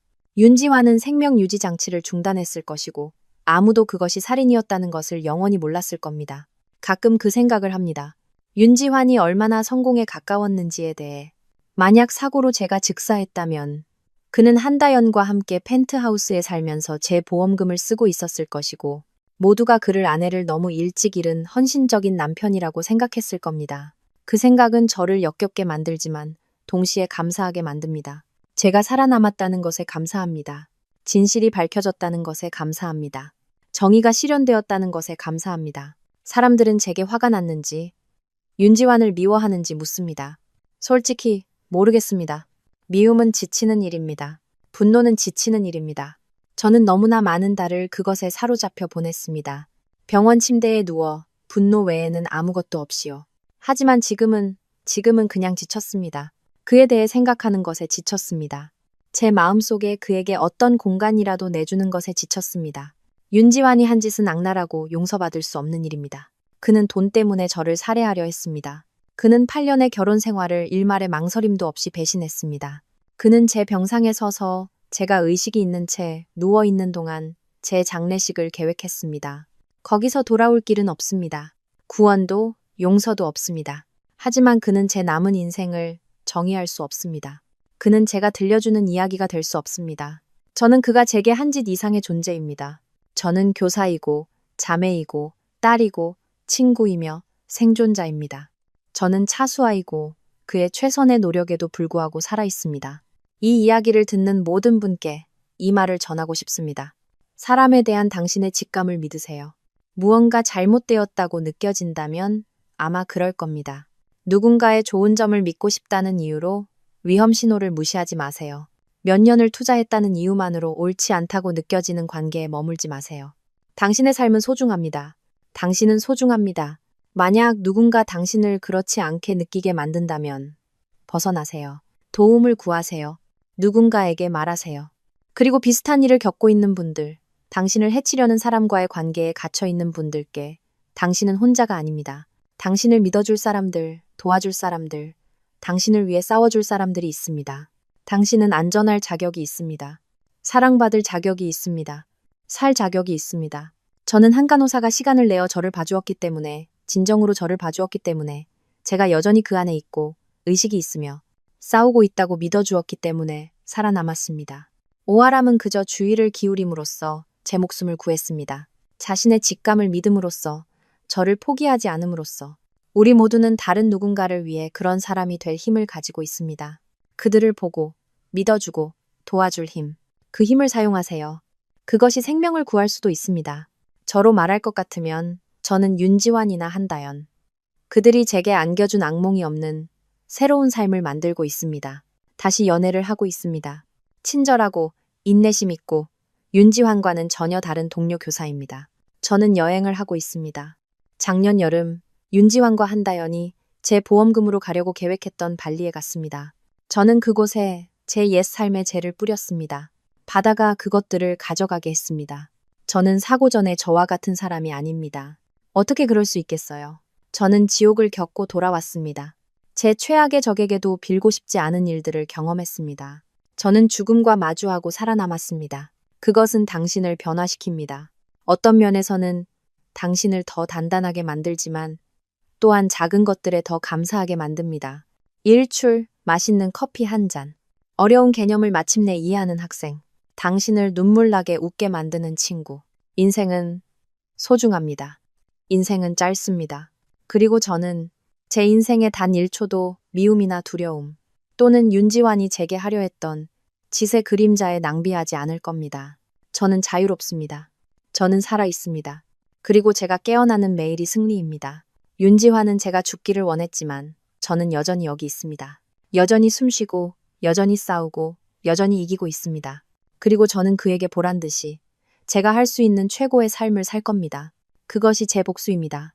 미움이 아니라 감옥에서 그가 해를 입기를 바라는 것이 아니라 그저 그가 제게 한 짓에도 불구하고 살아가고 번성하고 행복해지는 것, 잘 사는 것이 최고의 복수라고들 하죠. 저는 그 이론을 철저하게 시험해 볼 계획입니다. 그리고 윤지환, 만약 네가 썩고 있는 그 감방 어딘가에서 어떻게든 이 이야기를 듣게 된다면 매일 네가 실패했다는 것을 상기하기를 바란다. 밤에 잠 못 이루며 네가 감옥에 갇혀 있는 동안 나는 밖에서 내 최고의 삶을 살고 있다는 것을 알기를 바란다.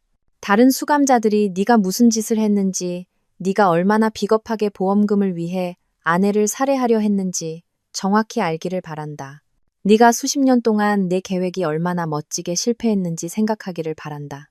너의 탐욕과 이기심이 너의 모든 것, 너의 자유, 명성, 미래를 어떻게 앗아갔는지 생각하기를 바란다. 넌 네가 아주 똑똑하고 교활하다고 생각했지. 내 브레이크 라인을 자르고 사고처럼 보이게 만들어서. 하지만 넌 나를 과소평가했어. 넌 내 생존 의지를 과소평가했어. 넌 누군가가 내가 아직 의식이 있다는 것을 알아차릴 만큼 신경 쓸 것이라고는 과소평가했지. 그리고 무엇보다도 넌 네가 내 의식이 없다고 생각한 몸 위에서 네 범죄를 자백할 만큼 얼마나 멍청했는지를 과소평가했어. 내가 지금부터 갖게 될 모든 행복한 순간이 너의 실패에 대한 증거라는 것을 알아줬으면 해. 내가 웃을 때마다, 내가 보는 일출마다, 내가 가르치는 학생마다, 나를 진심으로 사랑하는 사람과 손을 잡을 때마다 내가 쉬는 모든 숨이 네가 이기지 못했다는 증거야. 넌 날 무너뜨리지 못했어. 넌 날 파괴하지 못했어. 넌 그저 날 더 강하게 만들었을 뿐이야. 네가 궁금해할까봐 말해주는데 한다연도 감옥에 있어. 마지막으로 들은 바로는 그녀는 자기가 얼마나 엄청난 실수를 저질렀는지 깨달았대. 살인자가 된 유부남을 위해 자기 인생을 내던진 것을 말이야. 그녀가 한번 사과하려고 편지를 보냈는데 첫 줄만 읽고 태워버렸어. 난 그녀의 사과에 관심 없어. 그녀의 후회에도 관심 없어. 그녀는 자신의 선택을 했고 이제 그 결과와 함께 사는 거야. 내 사업은 망했어. 참고로. 네가 한 짓이 알려지자마자 모든 고객이 널 떠났지. 내 파트너들은 헐값에 내 지분을 사들였고 내 명성은 파괴됐어. 내 이름은 살인미수와 배신의 동의어가 되었지. 네가 읽어온 모든 것, 네가 세운 모든 것이 사라졌어. 네가 평범한 사람처럼 그냥 이혼을 요구하기에는 너무 탐욕스럽고 비겁하고 이기적이었기 때문에. 그럴 가치가 있었니? 윤지환, 한다연이 그럴 가치가 있었어? 25억 원의 약속이네. 남은 평생을 감옥에서 보낼 가치가 있었어? 모든 것을 잃을 가치가? 커셔너리 테일로서 몇 년 동안 회자될 이야기에 악당이 될 가치가 있었냐고? 아니길 바란다. 네가 매일같이 얼마나 치명적인 실수를 저질렀는지 깨닫기를 바란다. 그게 널 좀먹기를 바란다. 네가 병실에서 내가 내내 의식이 있었다는 것을 깨달았던 그 순간에 대한 악몽을 꾸기를 바란다. 네가 말했던 모든 단어, 네가 세웠던 모든 계획, 우리 결혼에 대한 모든 잔인한 묵사를 내가 다 들었다는 것을 이해했을 때, 우리 눈이 마주치고 네가 마침내 나를 보았을 때, 진짜 나를, 깨어있고 의식이 있으며 너를 심판하는 나를, 나는 가끔 기분이 안 좋을 때 그 순간을 다시 떠올려 내 얼굴에 서렸던 절대적인 공포, 네가 한 짓, 네가 자백한 것, 너의 완벽한 살인이 완전히 실패했다는 것을 이해하면서 번져가던 그 새벽의 공포, 그게 나에게 기쁨을 줘, 윤지환. 너의 몰락이 나에게 진정한 기쁨을 준다고. 그게 날 나쁜 사람으로 만드는 걸까? 그럴지도. 하지만 네가 나에게 겪게 한 일을 생각하면 나는 너의 고통에서 즐거움을 얻을 권리를 얻었다고 생각해. 알다시피 나는 한다연의 선고 공판에서도 증언했어.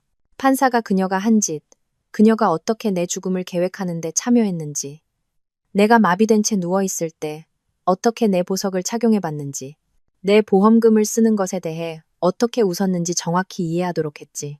판사는 그녀를 도덕적으로 파탄났고 그가 본 가장 냉혹한 범죄 중 하나에 공모했다고 불렀어. 그녀는 선고 내내 흐느끼며 자비를 구했고 자기가 어리고 어리석었으며 사랑에 빠져 무슨 짓을 하는지 몰랐다고 말했어. 판사는 신경 쓰지 않았어. 나도 마찬가지였고 그녀는 자기가 뭘 하는지 정확히 알고 있었어. 그녀는 자신의 선택을 했고 이제 그 대가를 치르는 거야. 10년은 내 생각에 충분하지 않지만 적어도 그녀는 감옥에 있어. 적어도 그녀의 20대는 그녀가 그토록 원했던 펜트하우스가 아닌 감방에서 보내지고 있어. 적어도 그녀는 행동에는 결과가 따른다는 것을 배우고 있지. 네가 누군가의 살인 미수에 참여하고 아무 일 없이 빠져나갈 수 없다는 것을. 너희 가족들도 파괴됐지. 내 어머니는 너와 연을 끊으셨다며? 재판에도 오기를 거부했고 기자들에게 네가 변한 모습을 알아보지 못하겠다고 말씀하셨대. 한다연의 부모님은 그녀의 변호사 비용을 대기 위해 집을 담보로 대출받으셨고 이제 파산하셨어. 두 가족 모두 너의 이기적이고 사악한 선택으로 산산조각 났지. 하지만 누구의 가족이 번성하고 있는지 알아? 내 가족. 내 회복의 모든 순간에 내 곁을 지켜준 우리 부모님. 내 곁을 한 번도 떠나지 않은 내 동생 유진이. 내 인생의 가장 어두운 시기에 나를 둘러싸고 지지해준 내 친구들. 나를 두 팔 벌려 자신들의 삶으로 환영해준 오하람과 그녀의 가족. 심지어 내가 지금 만나고 있는 오하람의 오빠. 그 사람은 진정한 사랑이 어떤 모습인지, 당신의 생명을 소중히 여기는 파트너가 어떤 모습인지 보여줬어. 우리는 지난달에 저녁 파티를 했어. 내가 사랑하는 모든 사람들이 내 새 집의 새 식탁 주위에 모였지. 우리는 먹고, 웃고, 이야기를 나누고, 삶을 축하하고, 생존을 축하하고, 정의를 축하했어. 그리고 단 한 번도 누구도 내 이름을 언급하지 않았어. 넌 내 이야기에 무관한 존재가 되었어, 윤지환. 각주 패배한 악당. 그 이상도 이하도 아니야. 내 생각에 가장 날 죽이는 건 이거야. 만약 네가 나에게 솔직했더라면, 만약 네가 2년 전에 나에게 와서 수아야, 난 더 이상 행복하지 않아. 이혼하고 싶어라고 말했다면 나는 망연자실하고 마음이 찢어지고 아마 화가 났을 거야. 하지만 우리는 어른답게 처리할 수 있었을 거야. 재산을 나누고 각자의 삶을 살아갔겠지. 넌 지금 자유로웠을 거야. 여전히 원한다면 한다연과 함께 있을 수 있었을 거고, 내 사업, 명성, 인생을 가질 수 있었을 거야. 하지만 넌 너무 탐욕스럽고 비겁하고 이기적이었어. 넌 모든 것을 원했지. 보험금, 집, 내 사업, 한다연. 그리고 넌 그것을 얻기 위해 나를 기꺼이 살해하려 했어. 그리고 이제 넌 아무것도 없어. 정말 아무것도. 감방 하나와 내 실수를 생각할 수십 년의 시간뿐. 그 안에는 어떤 시적인 정의가 있지. 안 그래? 나는 네가 왜 그랬는지, 왜 이혼 대신 살인을 택했는지에 대해 많이 생각해봤어. 그리고 나는 네가 그냥 내면이 망가진 사람이라는 결론에 도달했어. 내 도덕적 나침반, 공감 능력, 기본적인 인간성에 근본적으로 잘못된 무언가가 있는 거야. 평범한 사람들은 8년 된 배우자를 보고 보험금을 위해 죽여야겠다고 생각하지 않아. 평범한 사람들은 누군가의 차를 파손하고 그들을 거의 확실한 죽음으로 내몰지 않아. 평범한 사람들은 죽어가는 아내의 병상에 서서 내연녀와 키스하며 장례식을 계획하지 않아. 넌 정상이 아니야. 윤지환. 넌 소시오패스고 나르시시스트고 네 계획이 성공하지 못했을 뿐 네 마음속에서는 살인자야. 그리고 네가 또 다른 기회를 갖기 전에 내가 그걸 알게 돼서 다행이야. 왜냐하면 넌 다시 시도했을 거잖아. 안 그래? 만약 내가 사고에서 살아남았지만 식물인간 상태로 남았다면 넌 생명 유지 장치를 뗐을 거고 합법적으로 날 죽였을 거고 아무도 의심하지 않았을 거야. 네가 헌신적인 남편 연기를 너무 잘했으니까. 하지만 넌 감금 증후군을 과소평가했어. 넌 내 의식을 과소평가했어. 넌 오하람의 연민과 세심함을 과소평가했어. 넌 내 자신의 말이 얼마나 철저하게 널 유죄로 만들지를 과소평가했어. 그리고 이제 넌 그 대가를 치르고 있는 거야. 잘 됐네. 네가 오래오래 살기를 바란다. 윤지환. 그 감옥에서 장수하기를 바란다. 내가 너에게 좋은 일이 있기를 바라서가 아니라 네가 한 짓을 후회하고 네가 잃은 것을 생각하고 만약 네가 다른 선택을 했다면 가질 수 있었을 삶을 상상할 수 있는 시간을 가능한 한만이 갖기를 바라기 때문이야. 매년 사고 기념일에 나는 축하해. 사고 자체가 아니라 나의 생존, 너에 대한 나의 승리를. 나는 나 자신에게 좋은 것을 사주고 항상 하고 싶었던 일을 해. 작년에 나는 스카이다이빙을 했어. 고소공포증에 맞서 얼굴에 가장 큰 미소를 띤 채 하늘을 날았지. 올해는 뉴질랜드 여행을 계획하고 있어. 내 삶을 최대한으로 살고 있어. 그리고 매년 넌 감방에서 깨어나 감옥 밥을 먹고 감옥 규칙을 따르고 앞으로 최소 25년, 아마도 더 오래 감옥 생활을 할 거야.